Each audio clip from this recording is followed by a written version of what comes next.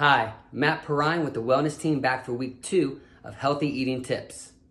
This week, we're going to talk about a couple money saving strategies.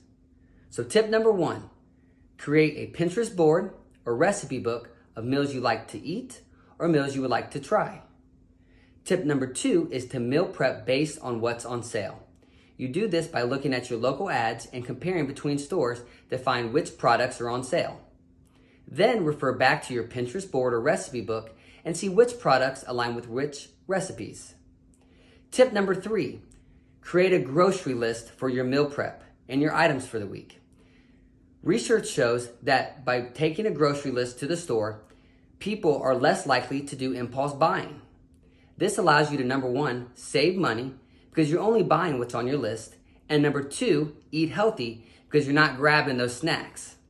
Can't wait to see more pictures. Stay healthy, Wildcats.